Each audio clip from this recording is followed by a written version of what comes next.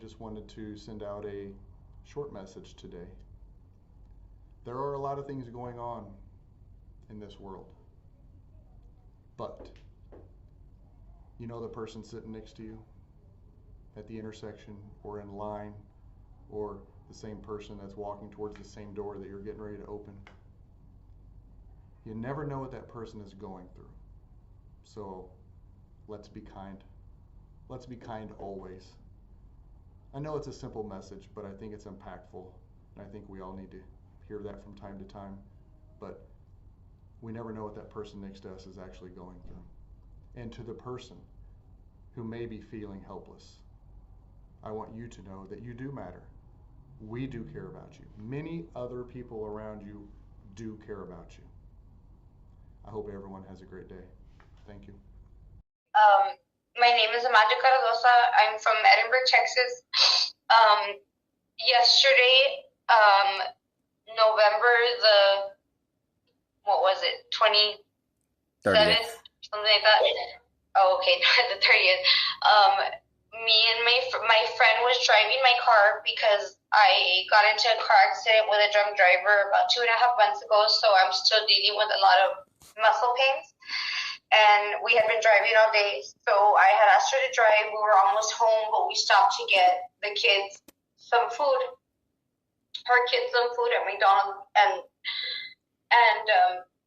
she was trying to download the app for like free food or free fries or whatever, because they give you a free fry with McDonald's. But my phone was dead, and she only had a hotspot, like the one that they give you from the kids' school. So it takes a while. It's a slow hotspot. So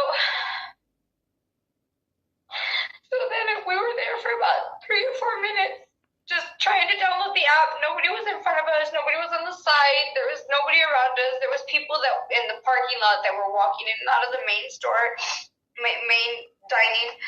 And then she tells me, oh, there's a cop behind us. So first thought was, well, yeah, we got to move up because they're going to order. So we moved just a little tiny bit, and then she's like, they're turning on their lights. And I was like, we got scared. We were like, okay, like, what happened, right? So then one of the officers, not the one that kicked me, but the other one, he comes up to the driver's side window. She lowers her window, and he's like, he points the flashlight, and he's like, hey, is everything okay with you guys? Like, car's working? And we're like, oh, yeah, sorry, sir. Well, my friend said, sorry, sir, we were just trying to download the app, and we got stuck here. We're waiting. We took too long because it's running slow. And then he's like, are you sure everything's okay, though? And we're like, yeah, we're moving up already. And then I didn't see where this second officer came from. I don't know. My tint on my car is really, really dark, and I was on my phone the entire time. I wasn't even paying attention. I was doing things on Facebook, like selling purses, because that's what I do. And so the next thing, I just see this man standing at my door on the passenger side, and he opens my door, and he's like, you guys are going to need to step out because we need to search the vehicle. And neither one of us hesitated. We were like, okay. I mean, like, is it like, I think my friend did ask, like, is there a reason? Or she said something, but we were like, I mean, I was like, okay. I was like, can I get my purse? And he's like, no, leave it there. Okay. So I get down, and then he tells me, he grabs me by the arm, and he says, go sit on the curb. So my instinct was to go sit on the curb that was straight that way. He wanted me to go to the curb over here on this side. I mean, it was just a misunderstanding. So he's like, ma'am, over there, listen to my instruction, something like that. So I go and I sit down, and I'm in pain, so I'm kind of sitting, low on the curb, so I'm kind of like, sitting slowly. And he says, why are you moving so slow? Like, if he was like he wanted to find, like, if I was on drugs, or he wanted to see that there was something wrong with me. And I told him, oh, sir, it's because I got into a car accident a couple of months ago, and I'm still hurting. That's why my friend's driving, because I'm hurting right now. It's hurting.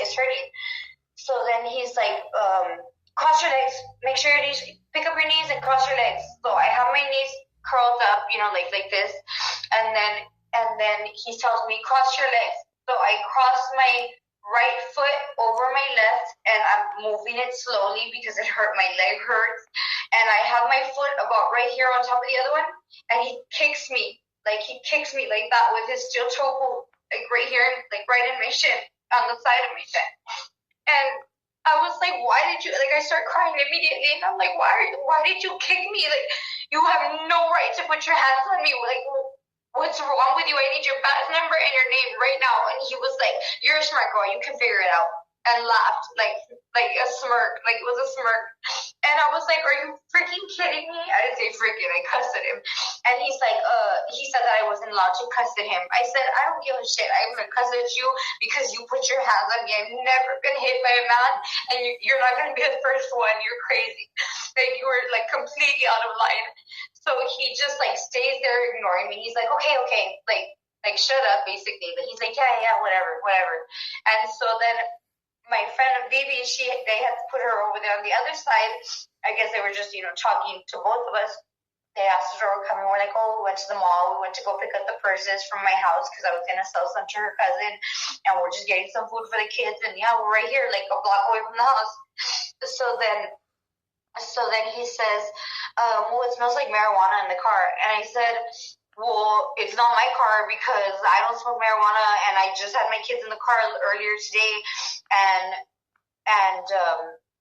I was like, the only thing that I can even imagine would be maybe my brother, because he does smoke, but he would not smoke in my car, especially without telling me. So they were like, well, we're gonna search the car again. I said, go ahead and search it, that's fine. I'm not hiding anything from you.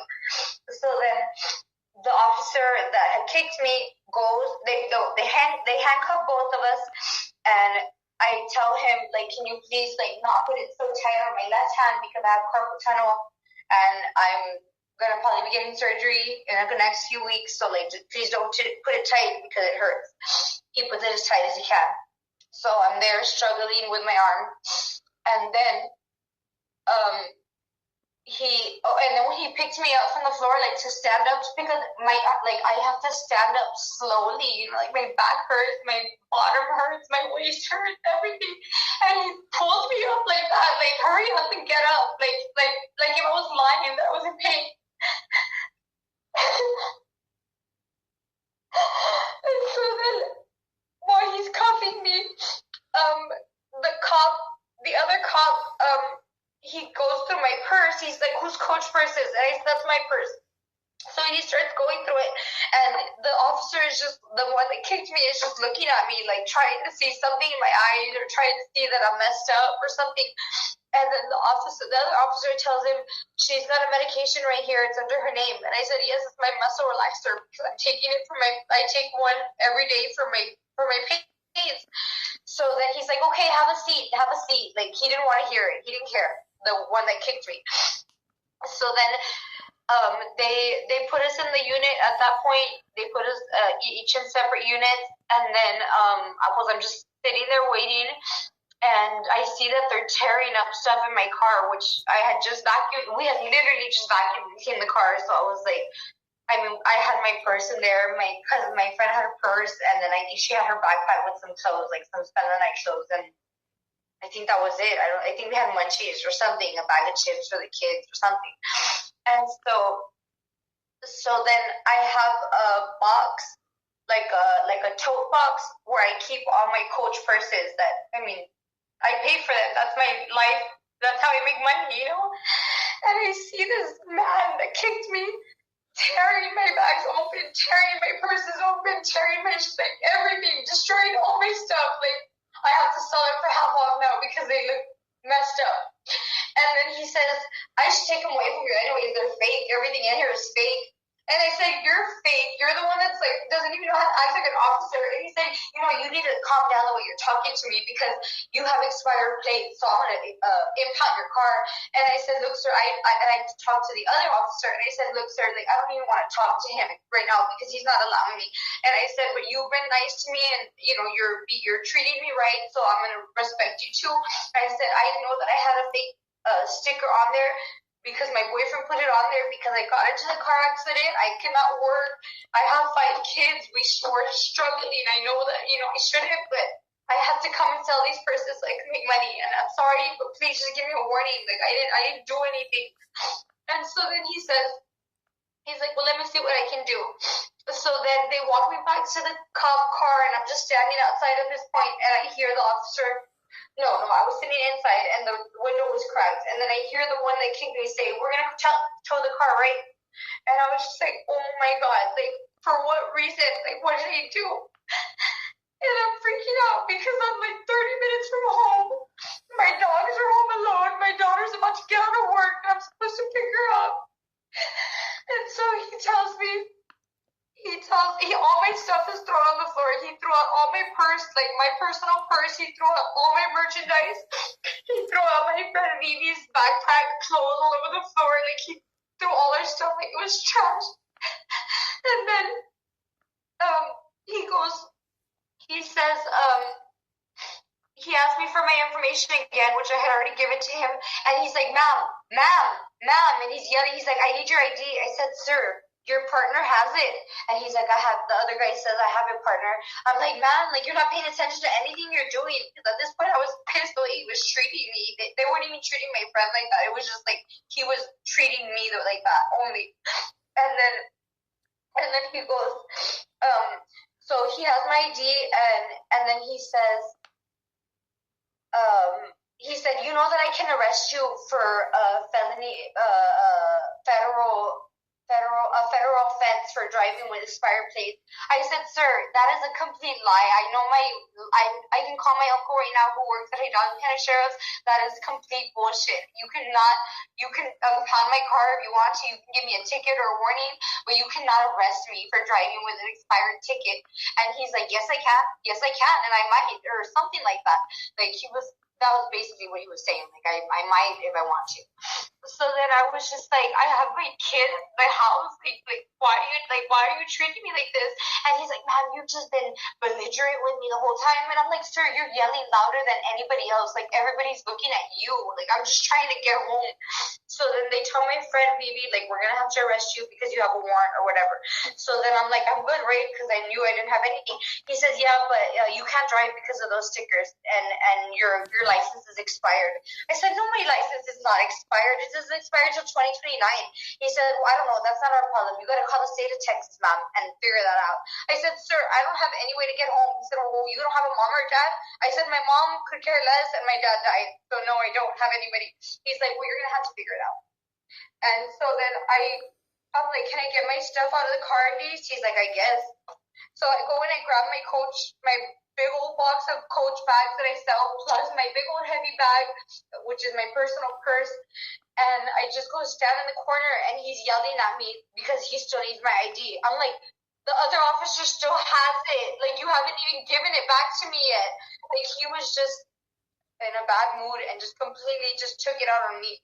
So then, he says, "You don't want to wait to see." I said, "Who's going to tow my car? Who's the company that's towing my car?" He said, "Well, you can stick around and wait to see who it is." And I said, "You can't just tell me?" And I said, "It's fine, I'll call PD." So then, and then I forgot to say, whenever he had kicked me, I immediately said, "What is your name? I need your name and I need your badge number." And he said, "Well, you're a smart girl, you can figure it out." So I got my phone right away and I called Alton PD, and then this lady answered, and I gave her a breakdown of what had happened. And she said, "Well, I only answer phone calls, so you're gonna have to call back on Monday." I said, "Ma'am, this officer just like he brutalized me, like he assaulted me, and you're telling me to call on Monday? Like, that's no, there has to be somebody else." And she says, "There's nothing that we can do until Monday." So then at this point, I take off walking because I don't have a choice. It's getting late, and then I call again the PD to see if I can reach somebody else, and I could recognize it was the same girl's voice. And I tell her the same story, and she's like, "Ma'am, I already told you need to call on Monday."